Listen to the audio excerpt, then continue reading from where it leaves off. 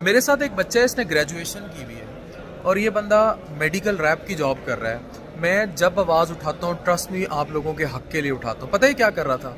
ये बंदा पानी उठा के, पानी की बोतलें उठा के रख रहा था, जो एक वेटर का काम है। लेकिन he is a medical representative. इसने जिस मोबाइल से मेरे साथ सेल्फी ली, ये जिससे इसने ली, इसके कैमरे के हालात देख लें, इसके बुरे हालात हैं, चीज़ें हैं। तो मैं जब बात करता हूँ ना कि ये सारे जो मेडिकल रिप्रेजेंटेटिव हैं, डी फार्मेसी, बी फार्मेसी, इन लोगों ने नहीं किया हुआ।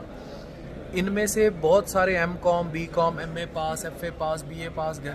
ये इन्हीं की मोटरसाइकिलें एक्सीडेंट्स होते हैं, सेल्स के चक्कर में गाड़ियाँ महराने ट्रकों के नीचे आती हैं और इन लोगों को की जवानी जब रुल जाती है तो इनको फेंक दिया जाता है। मैं इनके लिए आवाज़ उठाता हूँ। मेरा कोई लेना देना नहीं है जो डीएम, बीएम और पता नहीं क्या क्या पोस्टें हैं, जो जीएम शीएम बन के बैठे हुए हैं, उन लोगों का ना मैं नुमाइंदा हूँ, ना उनके लिए आवाज़ उठाता हूँ। मैं इनके लिए आवाज़ उठाता हूँ।